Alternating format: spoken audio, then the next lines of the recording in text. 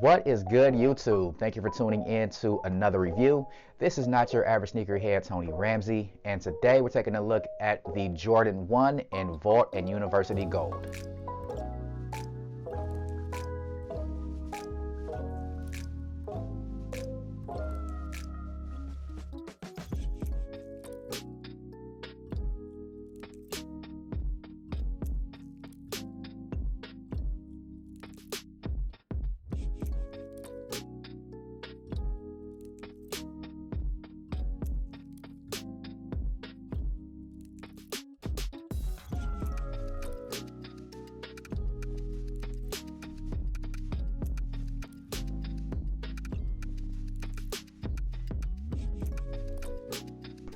Now, before we jump into the review, if this is your first time here, thank you guys for watching. Also, please consider subscribing to the channel and leaving this video a thumbs up. We recently passed 1,000 subs, and there will be details of a giveaway coming very, very soon. As I mentioned in previous videos, just trying to find the best way to do that giveaway so it's fair for everyone to participate. But I do know that one of the requirements that you be subscribed to the channel. So to be included in that giveaway and any future giveaways, please make sure to subscribe to the channel.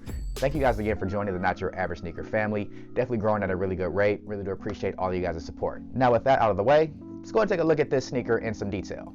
So the Jordan 1 in the University Gold and Vault colorway released on January 9th at a number of retailers, and this actually might have been a pretty limited release from what I've been seeing. I was lucky enough to grab my pair off of the Flex app. I did reserve these at a local Foot Locker. Was able to walk right in, pick these right up, so really happy I was able to secure those. Now with this being the first Jordan release of 2021, there are some things about the sneaker that I really do like, and some things about the sneaker that I wish would have been a little bit different. So let's go ahead and jump into some details about the sneaker, but first things first, let's take a look at the box. So the Jordan 1 in Vault University Gold comes in your standard Jordan 1 box, black box, red Nike branding on the top of it, Nike branding all around the sides of the box. So pretty standard Jordan 1 box. And the official colorway reads white, black, and Vault. I got these in an 8.5, my true size, and at a retail price of $170 before taxes. There's a label right there on the box for you guys that need to see that information. They did come with a lot number or number right there at the top of it. Standard white paper inside of the box. That's about it for the details. Now let's look at the sneaker. So this is the first Jordan 1 to release of 2021. And the colorway of this was actually pretty polarizing before they released. A lot of people were not a big fan of this Vault here at the top with this University Gold here at the rear of it. I myself was also on the fence. While I was curious about the sneaker, wasn't quite sure how this Vault would look in person in contrast with the University Gold. But let's start here at the toe box of the sneaker and look at the materials and some of the construction. So you have your standard black toe color blocking on this Jordan 1 here. So you do have more of a matte black leather around the toe box, and that is an actual pretty good cut of leather too. It actually is really soft, and I do like the matte finish on that black toe cap of the leather right there. Then here on the vamp or the toe box where your ventilation holes are, that is done in a white leather. Now that leather, it's kind of soft. Some people were saying that's a good quality leather. I'm a little bit on the fence because it does still have that like little artificial wave to the leather, which I'm not really a big fan of, but it's not bad overall. Then looking on at the lateral side, you have some more of that black color blocking leather going up around the eyelets of the sneaker.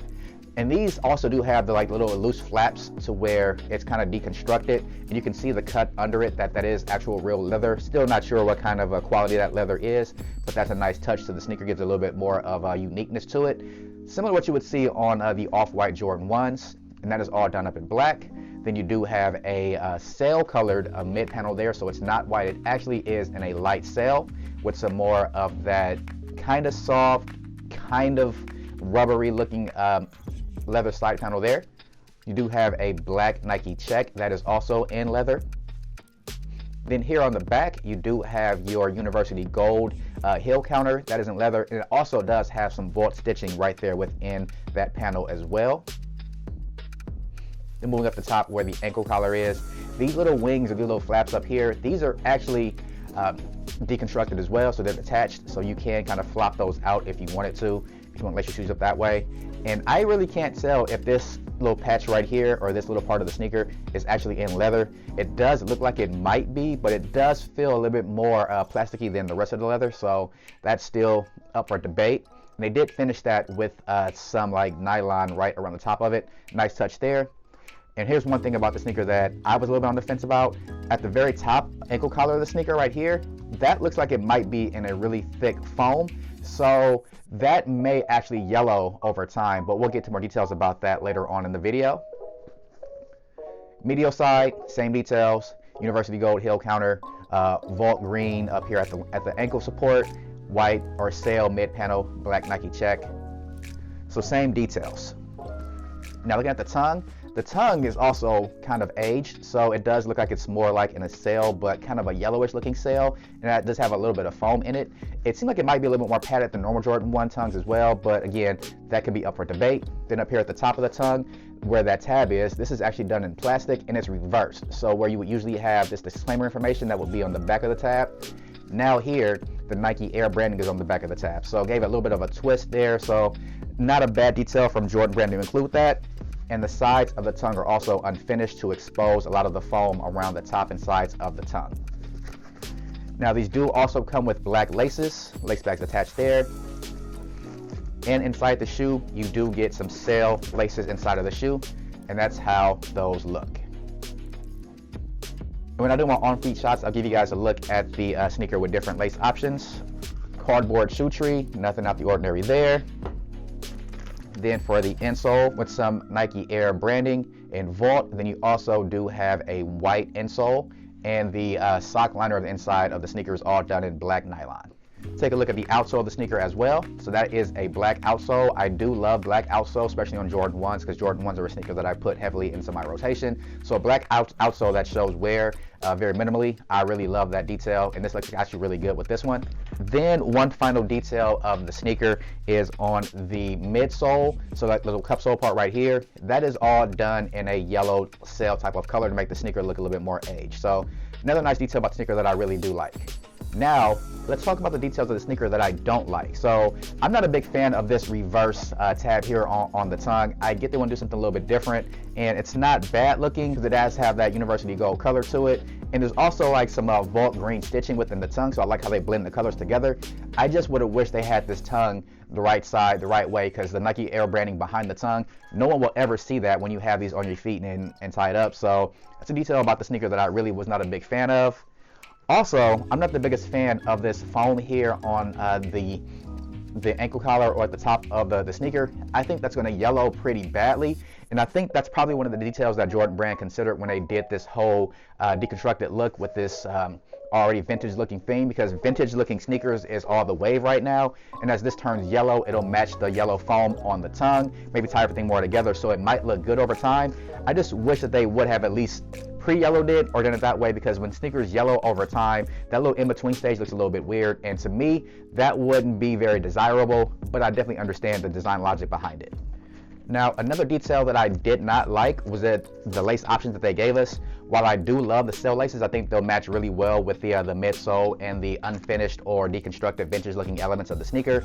I wish they would have gave us one more lace option, which would have been like some university gold laces or some vault laces. I have seen a few videos where they did swap in some vault laces and they look pretty good. The black laces might look good in here as well. They'll probably tone some of the colors down, but with a sneaker that's this colorful, I probably would want to highlight those colors as well, which is why in my pair, I actually threw in some university gold color laces to give it more of a pop to everything together, and I think that looks really, really clean. Now, I grabbed these laces from maybe eBay or something like that. I don't remember where I quite got them from, but I do have a few pairs of these union colored style laces, and I think they look really good in this sneaker. And if you are looking to give your sneakers a little bit more pop, I recommend doing that for yours as well. You can find laces pretty much anywhere from Amazon to eBay, even some lace providers all across the internet. So just do a quick Google search. You shouldn't have a problem finding some laces this color. Now, I don't have any Volt green laces to throw in here, but I think that just the university gold color right there, I kind of like how that looks, and I do plan to keep these in the sneaker going forward. And again, I'll give you guys some on-foot shots of like this lace option, the sail lace option, also the black lace option as well. So that's going to do it for most of the details about the sneaker itself. Let's talk about sizing for Jordan 1s. If you've never owned a pair of Jordan 1s, this might be your first one you're considering picking up. I would always recommend going true to size in Jordan 1s. I can even go down a half size in Jordan 1s because they do run a little bit long, but they are an older sneaker from like the 1980s is when they first originated. They still use the same type of technology with Jordan 1. So with this being an old school basketball shoe, I would either recommend going true to size, or if you like a really snug fit, you can go down a half size in Jordan 1s. Last but not least, let's talk about the resale value for this sneaker. So out of the gate, these are going right now for the low 200s, which was to be expected because it was a polarizing colorway. It's not a collaboration, it was a general release. But these were somewhat limited. I think people discovered that after the release, so these might have some value over time, as Jordan 1s always do, rise in value over time, even if it's only a little bit. So you can grab these right now if you plan to invest in them. I would get them while they're still around the low 200s, because I think at some point these will go be like around $300. I always reference back to some sneakers from, let's say, a couple years ago. Let's look at one for example. I'd say one for example I actually use a lot is the Rookie of the Year Jordan 1s. When those first released, they were going for like the mid 200s, and now that sneaker is going for over 500 bucks. I know that's a very unique, different situation, but I can see this one having a similar type of rise where it goes from being in the low 200s to somewhere around like the low 300s or so. And if you plan to hold some sneakers for investment purposes, this might not be a bad one to start with. That's going to do it for most of the details about the Jordan 1 and the Vault University Gold. Let's go ahead and get these both laced up and show you guys how they look on foot.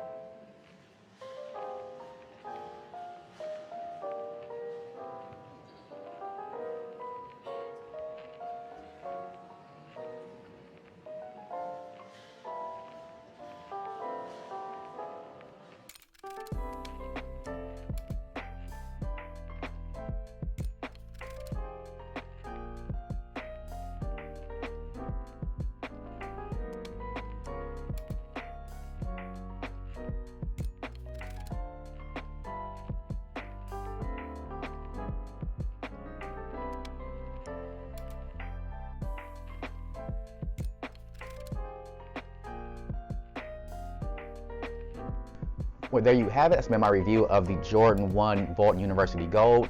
Let me know about these down in the comment section below. Did you grab these? Did you pass on these? If you did pass on them, let me know why. And if you did grab them, let me know what details about the sneaker that you do like.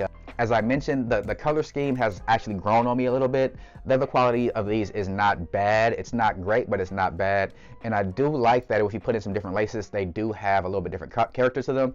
So I'll keep these around for a little while. I might use them for trade bait if I don't actually end up wearing them out and about. Other than that, not a bad sneaker to start off the year. Could have been better, could have been worse, but not a bad sneaker overall. That's going to do it for my review. Again, make sure to leave a comment down below. Let me know what you guys think about this Vault University Gold colorway. Again, this is not your average sneakerhead, Tony Ramsey. Please make sure to like, comment, and subscribe down below. And I'll catch you guys all in my next review. Peace.